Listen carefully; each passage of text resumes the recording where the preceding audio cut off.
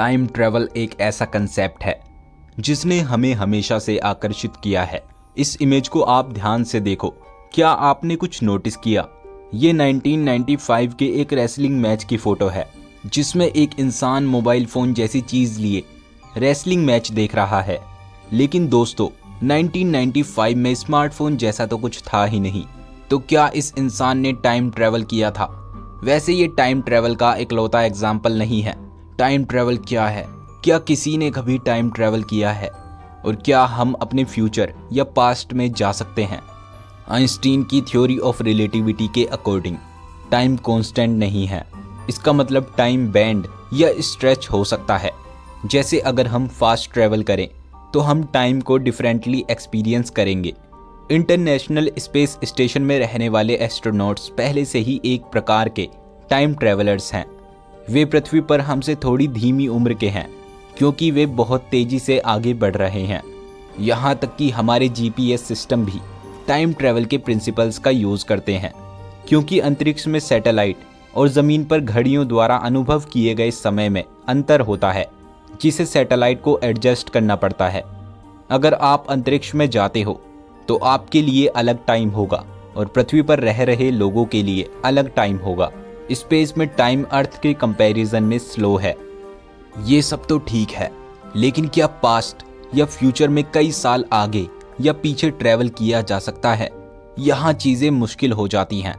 जबकि समय में आगे बढ़ना वैज्ञानिक रूप से सही लगता है, लेकिन समय में पीछे जाना एक पूरी तरह से अलग कहानी है।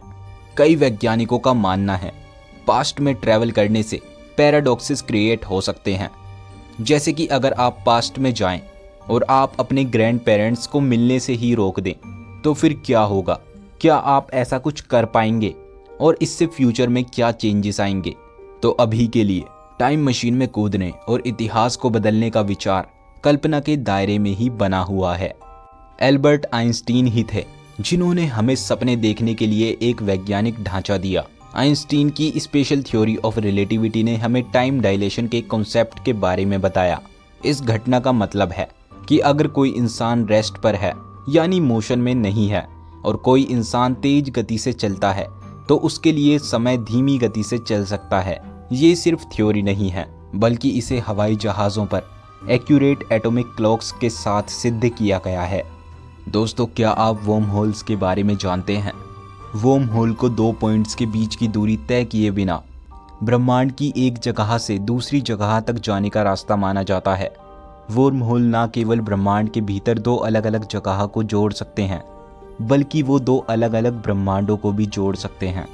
हालांकि आज हम टाइम मशीन में नहीं बैठ सकते, लेकिन टेक्नोलॉजी और साइंस काफ़ी तेज़ी से आगे बढ़ रही है और कौन जानता है कि भविष्य में क्या होगा।